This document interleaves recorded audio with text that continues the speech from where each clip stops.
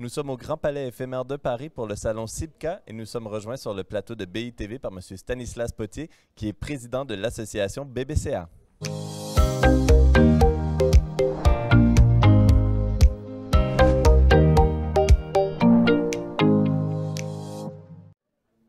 Stanislas Potier, merci d'être avec nous sur le plateau de BITV. Bonjour, c'est avec plaisir. L'association BBCA tient cette semaine la première édition du CIBCA, qui est lui-même le premier salon d'immobilier bas carbone en France. Nous sommes au deuxième jour du salon qui continuera encore demain. Jusqu'à présent, disons, quels sont les premiers enseignements, les premiers retours d'expérience que vous retenez de cette première édition? Alors, déjà, on est très content. On est ravis parce que c'est quelque chose qu'on voulait faire depuis longtemps. BBCA existe depuis 2015. C'est l'association qui regroupe tous les institutions qui participent à la construction du bâtiment, à la ville, etc., qui se réunissent ensemble pour essayer de voir comment on peut faire bas carbone dans toutes les étapes du bâtiment, sur tout le cycle de vie. Et on n'avait pas encore organisé de salon. C'est une première, c'est la première fois même, je crois, mondiale qu'on a un salon entièrement dédié à l'immobilier bas carbone. Souvent, on a été approché par des salons qui voulaient un petit coin bas carbone dans leur salon plus large de l'immobilier. Mais nous, on se disait non, on veut quelque chose de spécifique, spécialisé, parce qu'il y a des acteurs qui sont multi-cartes, si je puis dire, mais il y a aussi des acteurs spécialisés. On est sur quelque chose de bien particulier et on voulait qu'il y ait vraiment une fluidité d'échange et que les gens sachent exactement pourquoi ils sont là. Et on l'a fait, ça marche. On l'a fait avec un partenaire qui est formidable, qui est plutôt habitué au salon artistique. Ce qui veut dire qu'on a fait un comité de sélection, comme dans les foires artistiques. Et donc les gens qui sont là sont des gens qui ont vraiment des choses à dire sur le carbone, qui ne bullshit pas. Et donc là, ça participe aussi à l'intérêt que les uns et les autres ont à se retrouver ici, à échanger, à conclure des partenariats et essayer de voir des innovations en fait, qui sont en cours.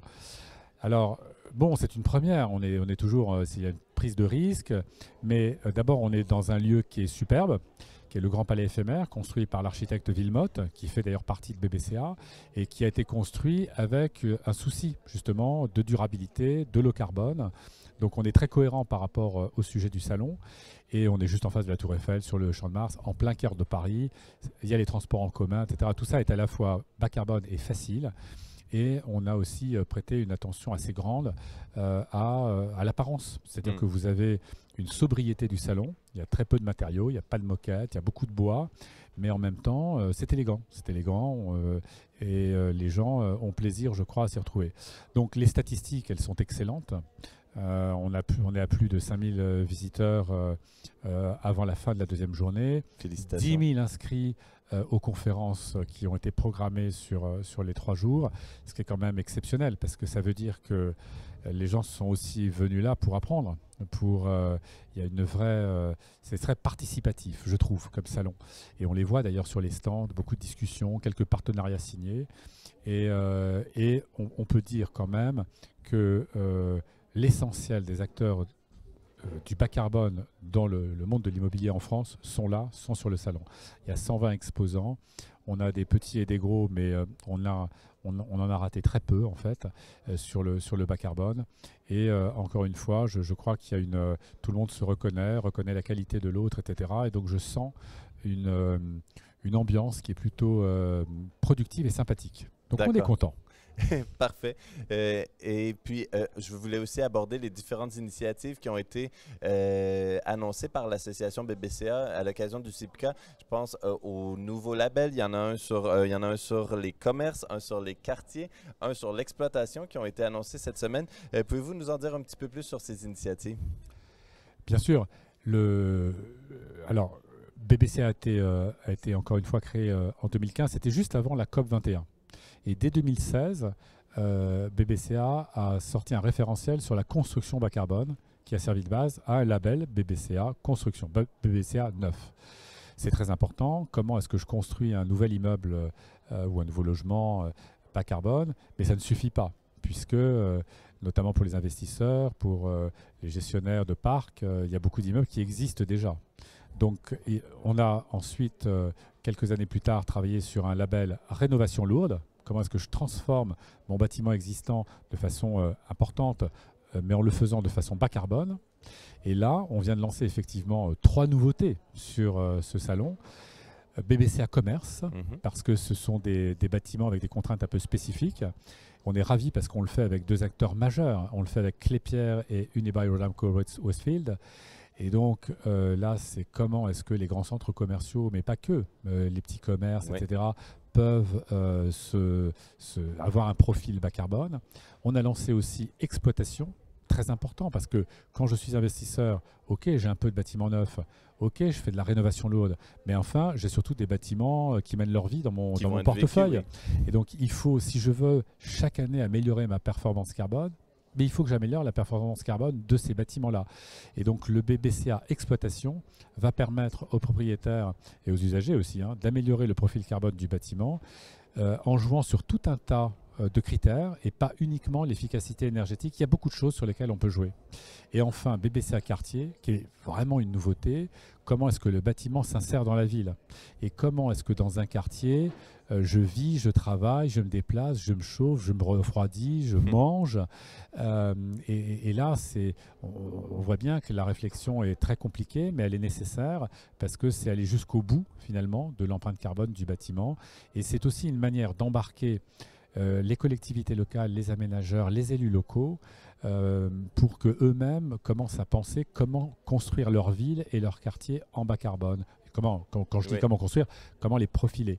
Et on en a vu d'ailleurs beaucoup. Le ministre est passé sur le salon, le ministre du Logement, Olivier Klein, et on a également vu beaucoup d'élus, des parlementaires, mais aussi des élus locaux et un certain nombre d'aménageurs. Donc on est très content parce que ce sont des acteurs clés si on veut accélérer la révolution carbone du bâtiment. D'accord. Et vous avez aussi mentionné le cycle de conférences très étoffé qui était tenu à l'occasion du CIBCA, qui a d'ailleurs rencontré un bel engouement de la part des participants. À la lumière de ces échanges, de ces débats parfois aussi, quels enjeux ressortent selon vous comme les plus prégnants pour l'industrie immobilière en matière de décarbonation? L'enjeu clé, en fait, c'est, je dirais, c'est se sortir d'un état d'esprit dans lequel on donnait trop d'importance à l'efficacité énergétique, qui est un élément sur lequel on peut jouer, mais ça n'est pas le bon indicateur et on peut faire des mauvais choix. Donc vraiment, l'indicateur, c'est le carbone. Et il faut comptabiliser le carbone. Donc on a fait beaucoup de progrès, mais il faut encore continuer. Il y a une forme de comptabilité carbone en fait qu'on doit achever et qu'on doit complètement rentrer ensuite dans l'appréciation de la valeur d'un bien. C'est en cours, mais il y a encore des progrès à faire là-dessus. Et évidemment, l'enjeu principal, vous avez ici des défricheurs, des gens qui sont très engagés, qui sont en avance sur la réglementation, qui sont innovants. Vous avez les membres de BBCA sont sur cette lignée-là. Comment est-ce qu'on passe à l'échelle? Comment est-ce qu'on emmène l'ensemble du marché avec soi? Les petits acteurs, c'est qu'ils étaient moins motivés. Et du coup, comment est-ce qu'on diminue le coût de matériaux qui peuvent peut-être coûter un peu plus cher, d'expertise qui sont peut-être pas encore suffisamment industrialisées.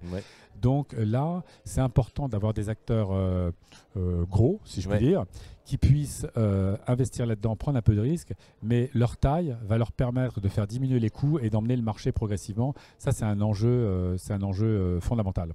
D'accord. Parce que le bas carbone doit être évidemment accessible à tous. Il ne s'agit pas... Le bas carbone ne peut pas être, puisqu'on parle de transformation de l'ensemble du bâtiment et de nos sociétés, le bas carbone ne peut pas être réservé à une catégorie de population ou d'activité. Oui, parfait. Je vous remercie beaucoup Stanislas Potier et puis félicitations sur cette première édition du Salon CIBCA qui se continue jusqu'à demain. Demain, ouvert au grand public et avec un fort prisme étudiant, parce qu'on veut se faire rencontrer les étudiants et les employeurs. Il y a des tas de demandes des deux côtés. C'est un rendez-vous. Merci beaucoup à tous et toutes d'avoir été avec nous sur BITV à l'occasion du CIBCA et je vous dis à bientôt.